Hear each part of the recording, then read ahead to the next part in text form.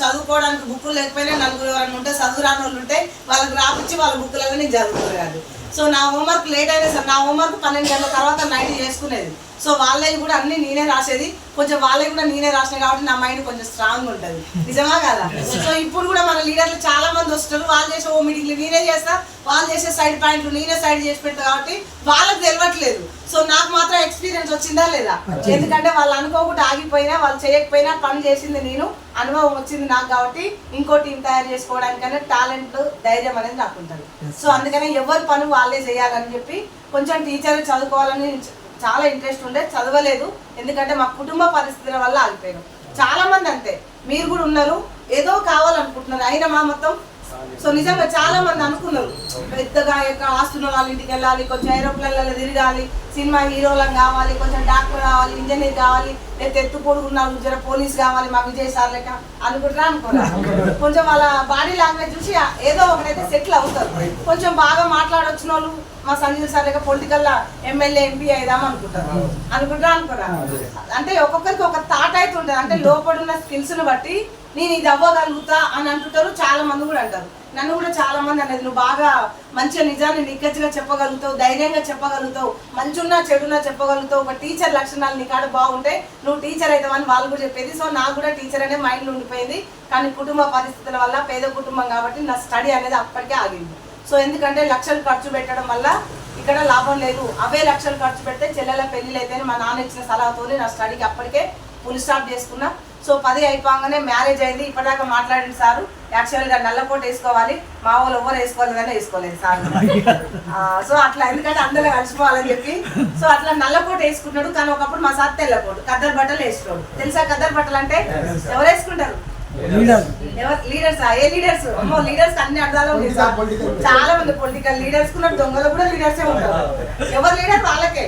నిజమా కాదు? మోటివేషన్ చేసేందుకు వాళ్ళకు కూడా ఉండాలి సార్. ఎవరికైనా మంచికైనా లీడర్ ఉండాలి, చెడుకైనా లీడర్ ఉండాలి. సార్ అట్లా మా సార్ ఏంటంటే పొలిటికల్ లీడర్ అన్నట్టు. కొంచెం అట్లాంటి టైంలో ఎంపీటీసీ ఒక 10 లక్షలు ఖర్చు పెట్టినాం. ఎందుకంటే ఊళ్ళో ఉన్న వాళ్ళందరూ ఊపుకుంటారు కాబట్టి వాళ్ళకాడ ఏం లేదు కాబట్టి ఈయనకాడ బాగున్నాయి, తెల్లబట్టలు వేసుకొని తిరుగుతుండ్రు.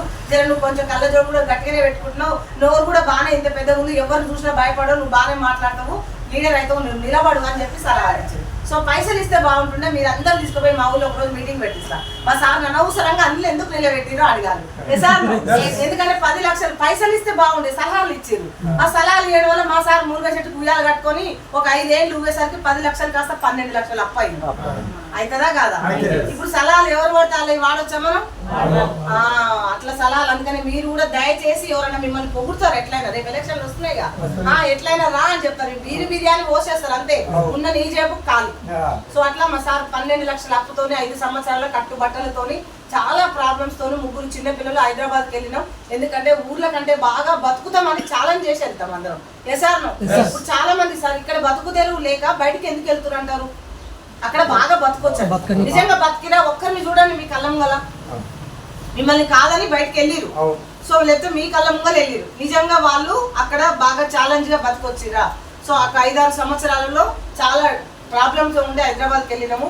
అక్కడ రియల్ ఎస్టేట్ చేసుకుంటూ చాలా సమస్యలు, ఎందుకంటే కట్టుబట్టలతో వెళ్ళాం కాబట్టి ఆల్రెడీ ఎవరు సపోర్ట్ చేసేటోళ్ళు కూడా లేకుండా పోయినాం కాబట్టి చాలా కష్టాల మీద ఒక 7-8 సంవత్సరాలు రిస్క్ తీసుకొని సొంత ఇల్లు కట్టుకొని తుర్కెంజాల్లో ఓన్ హౌస్ ఉంటుంది. కొంతమంది లీడర్స్ మన టీంలో 75% లీడర్స్కి మా ఇల్లు తెలుసు. సో ఎందుకంటే ఎక్కడ మీటింగ్స్ ఉన్నా ఏడున్నా డైరెక్ట్ కొంచెం చీకటి అయినా సరే ఇంటికి రమ్మని చెప్తుంటాం. సో రెంట్ ఇవ్వలేదు, 2 ఫ్లోర్లు ఉంటుంది, 2 కోట్ల ఇల్లు ఉంటుంది, ఇల్లు కారు ఇంట్లో పని మంచి లైఫ్ లీడ్ చేస్తున్నప్పుడు నాకు వెస్టీజ్ పరిచయం అయింది. సో వెస్టీజ్ ఎప్పుడు వచ్చింది నాకు, ఎప్పుడు వచ్చింది? అన్ని ఉన్నప్పుడు వచ్చిందా లేనప్పుడు వచ్చిందా చెప్పాలి. మరి అన్ని ఉన్నప్పుడు ఎందుకు బయటకు వెళ్ళాలి చెప్పు? నేను కూడా తిన్నది అరగక బయటకు వచ్చినా అనుకోవాలి. నిజమా కదా? అరే నాయన 2 ఫ్లోర్లు ఇల్లు అంటున్నావు, కారు అంటున్నావు, పని మనిషి చెప్పడం మీ ఆయనే సంపాదిస్తుంటావు. నువ్వు తిన్నది అరగకొచ్చి మాకు అమ్మి ఇట్లా మంట పెడుతున్నావు, మాకు అన్నం తినబుద్ధి అయితే లేదు, నీ లాభం ఈ ఓట్లు వచ్చి మంచిగా తెల్లబట్టు వేసుకుని ఆడిగా కొంచెం ఏమంటారు కదా మాట్లాడుకుంటే తిరిగేటోళ్ళం. దాంట్లో మేడం మాటలు ఇక అనవసరంగా వచ్చి ఇక్కడ కూర్చున్నాం, ఉందా లేదా? సో కూర్చున్నాం కాబట్టి వస్తుంది, అక్కడేం మాట్లాడాలి పనికి మాలిన జోళ్ళంతా. నిజమా కదా? కానీ ఇక్కడ మాత్రం నలుగురు పనికొచ్చే మాటలు మాట్లాడుకుంటూ వాళ్ళ ఇళ్ళలో దీపాలు వెలిగించవచ్చు. మాట్లాడొస్తే బయట ప్రపంచంలో నువ్వు నెగ్గొచ్చు. ఎందుకంటే మీరు చేసే పనిని ఎవరిని కించపరచట్లేదు. ఎందుకంటే మీరు చేసే పనిలో మీరు డెవలప్ అవుతుండొచ్చు, కానీ నీ తదనంతరం నీ ఫ్యామిలీకి సెక్యూరిటీ లేదు. నీ వల్ల నలుగురికి కాదు, నీ ఇంటి పక్కల కూడా అక్కడ హెల్ప్ఫుల్గా ఉండదు. కానీ ఇక్కడ వస్తున్నాము అంటే మాత్రం నలుగురికి సహాయం చేసుకుండొచ్చు. సో అన్నీ బాగున్నప్పుడు నాకు పరిచయం అయింది మా అన్నయ్య త్రోలా. సో ఈరోజు ఒక లీడర్గా నేను నిలబడి నేను ప్రూవ్ చేసుకోవడానికి ఒక అవకాశం అనేది మా అన్నయ్య త్రోల్ వచ్చింది. ఒక్కసారి మా గ్రేట్ అప్లైనర్ రమేష్ సార్కి గట్టిగా